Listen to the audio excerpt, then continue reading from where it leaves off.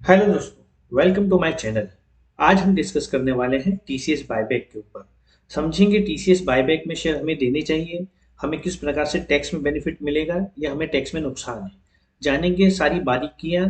आप अंत तक वीडियो में बने रहिए समझने के लिए कि आपको टीसीएस के बायबैक में शेयर अप्लाई करने चाहिए कि नहीं करने चाहिए। चलिए समझते हैं एक एग्जाम्पल और डिटेल में।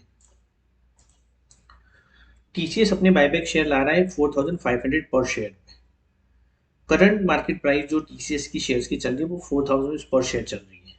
अगर हम अज्यूम करते हैं 50% एक्सेप्टेंस रेशियो होगा, स्टिल 500 पर शेयर का हमें प्रॉफिट हो सकता है अगर हम करंट प्राइस पे भी इसे बाय करते हैं तो। इसमें सिर्फ दो बेनिफिट हमें चेक करने हैं। फर्स्ट, कि जो पैसा हमें मिलेगा उस पर टैक्स कितना लगेगा। सेकंड, क्या हमें इसको अप्लाई करना चाहिए या नहीं करना चाहिए। तो जैसे कि आप देख सकते हैं स्क्रीन के ऊपर, income from buyback is exempt. जो भी आपको टीसीएस देगा पैसा, जैसे 4500 पर शेयर मल्टीप्लाई बाय जितने भी शेयर आप एक्सेप्ट हो गया, वो इनकम टोटली एग्जेम्प्ट है, आपका इनकम टैक्स है। आपको उसमें 1 रुपया भी टैक्स नहीं देना है। उस पर जितना टैक्स बनेगा वो टीसीएस देगा अपने ओन पॉकेट से under section 115 Q A at 20%। तो अगर 4500 पे टीसीएस पेमेंट कर रहा है आपको, तो उस टीसीएस जो 4500 पेमेंट करेगा और उसकी बुक्स में जो कॉस्ट प्राइस खड़ा हो माइनस होगी, जो डिफरेंस होगा उस पर टैक्स वो अपनी जेब से भरेगा। आपके पैसे से कुछ भी डिडक्ट नहीं होगा। तो आपको जो पैसा मिल रहा है कंप्लीटली टैक्स फ्री पैसा है। 4500 जो आपको मिल रहा है वो टैक्स फ्री है।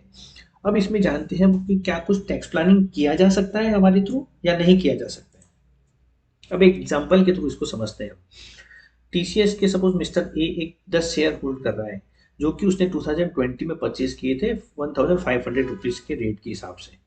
अगर तो अब मिस्टर ए समझेगा कि क्या मुझे बायबैक में देने से कोई फायदा हो रहा है कि नहीं हो रहा है।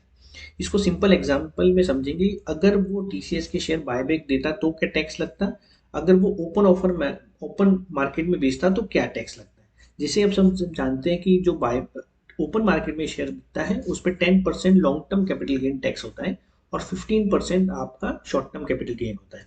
तो जैसे आप देख सकते हैं करंट एग्जांपल में मिस्टर ए ने 2020 में परचेज किया है, अभी 2022 चल रहा है, तो ओपन मार्केट में अगर वो बेचता उस शेयर्स को तो उसको गेन होगा। एग्जाम्पल के रूप में हम पकड़ेंगे 4500 रुपीज में ही सपोज वो मार्केट में बेचता, तो उसको पर शेयर गेन होता 3000 रुपीज का, जो कि एग्जाम्पल में आपको यहाँ पे दिख रहा है। तो 3000 रुपीज पर शेयर पे उसको 10% टैक्स पेमेंट करना होता।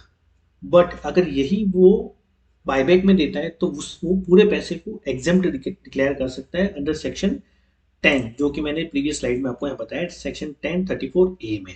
तो आपको जो पैसा मिल रहा है वो टैक्स फ्री है। तो जो भी करंट टीसीएस होल्डर है वो अपने शेयर अप्लाई कर सकते हैं। जैसे ही बायबैक में एक्सेप्ट होते हैं शेयर, आप वापस से उतने ही शेयर करंट मार्केट प्राइस में खरीद लीजिए, तो आपकी कॉस्ट शिफ्ट होकर करंट मार्केट प्राइस में हो जाएगी। तो जब भी आप फ्यूचर में बेचोगे तो वो टैक्स आपको करंट मार्केट प्राइस के हिसाब से देनी होगी, अगर आपको टीसीएस के शेयर कंटिन्यू होल्ड कर रहे हैं तो। बहुत बेस्ट टैक्स प्लानिंग एग्जांपल होती है इस केस में। आप जो पुरानी होल्डिंग है उसको बायबैक में दे दीजिए, जितने शेयर एक्सेप्ट होते हैं उतने हैं आप नए शेयर खरीद लेना। तो आपको जो पैसा आ रहा है आपका अकाउंट में वो टैक्स फ्री होगा और आपकी कॉस्टिंग करंट एग्जाम्पल से 1500 से शिफ्ट होकर 4500 पे आ जाएगी। तो बेस्ट एग्जाम्पल है टैक्स प्लानिंग के हिसाब से। मेरे हिसाब से इसमें पार्टिसिपेट हर एक शेयर होल्डर को करना चाहिए, जिससे उसका टैक्स प्लानिंग बहुत बेहतरीन तरीके से समझा जा सके। अभी करंट मार्केट प्राइस जो चल रही है उसमें क्या हम बाय कर सकते हैं, उसमें भी बाय बाय किया जा सकता है। जैसे आप जानते हैं कि अभी 4000 रुपीज मार्केट प्राइस चल रही है और 4500 पे एक्सेप्ट होगा बायबैक। अगर हम अज्यूम करते हैं 50% बायबैक, तो भी आपको 50% शेयर पे 500 रुपये का गेन होगा, जो कि टैक्स फ्री होगा। अदरवाइज आप शॉर्ट टर्म कैपिटल गेन करेंगे तो 15% टैक्स लगेगा, बट यहाँ पे आपको कंप्लीटली टैक्स फ्री है। और जो बैलेंस शेयर बचे, आप वो बायबैक के बाद में जैसे ही शेयर वापस आते हैं आप उस दिन भी बेच सकते हैं या उसको कंटिन्यू भी होल्ड कर सकते हैं। तो आप इस प्रकार से अपनी टैक्स प्लानिंग कर सकते हैं। मैं आशा करता हूँ आपको ये वीडियो बहुत पसंद आया होगा। अगर आपको टीसीएस के बायबैक के संबंध में और कुछ जानकारी लेना है तो मुझे कमेंट कीजिए, मैं उसको सारे के सारे आंसर देने की ट्राई करूंगा। थैंक यू दोस्तों।